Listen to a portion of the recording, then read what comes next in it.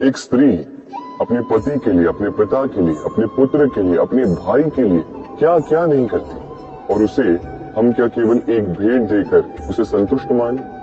स्त्री को सुवर्ण आभूषण नहीं चाहिए, महंगे वस्त्र नहीं चाहिए, उसे चाहिए आपसे सम्मान, सबके सामने भी और एकांत में भी। बस आप स्वयं के भीतर बसे परमात्मा को भूलने लगते हैं। इसलिए मुझे आना पड़ता है आपको ये बताने कि सारी शक्ति आप में ही समाहित है। पर आप क्या करते हैं? मेरा सम्मान करते, मुझे पूछते, मुझसे शक्ति मांगने लगते, भांति भांति की इच्छाएं मेरे सामने रखते। मुझे आपकी श्रद्धा से कोई आपत्ति नहीं, मुझे आपत्ति है उस भाव से जो आपको दुर्बल बनाता है। परमात्मा में श्रद्धा रखिए, किंतु स्वयं की आत्मा पर भी विश्वास कीजिए, क्योंकि इस संसार में ऐसा कुछ भी नहीं है जो आप नहीं कर सकते। बालपन में चलना सीखा तो इस धरा पर झुककर, गिरकर, बड़ों का आशीष लिया तो झुककर। किसान को फसल काटने के लिए झुकना पड़ता, कुएं से पानी निकालने के लिए पात्र को झुकना पड़ता, भगवान से आशीर्वाद प्राप्त करने के लिए उनके समक्ष झुकना पड़ता।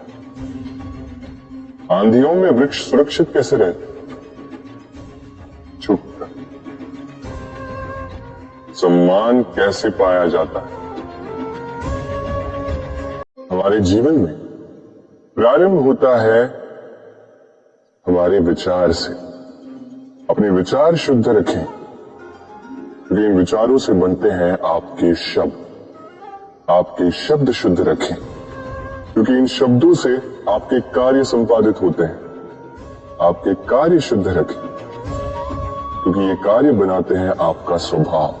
स्वभाव से बनती हैं आपकी आदतें, और आदतों से बनता है आपका चरित्र, और ये चरित्र संसार के समक्ष आदर्श के रूप में आता है। तो विचार से आदर्श तक की यात्रा शुभ तभी होगी जब आपके, किंतु आपको इस जीवन में कुछ मुट्ठी भर ही लोग मिलेंगे जो आपको ये बताएंगे कि इस संसार में आप कितने महत्वपूर्ण हैं, आप कितने अद्भुत।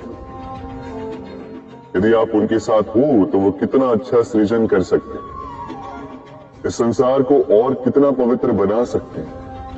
तो इस संसार को पीछे छोड़ उन मुट्ठी भर लोगों को महत्व दीजिए, क्योंकि वही आपके अपने, और वही आपको उचित मार्ग पर ले जाएंगे। एक स्त्री अपने पति के लिए, अपने पिता के लिए, अपने पुत्र के लिए, अपने भाई के लिए क्या क्या नहीं करती, और उसे हम क्या केवल एक भेंट देकर उसे संतुष्ट माने?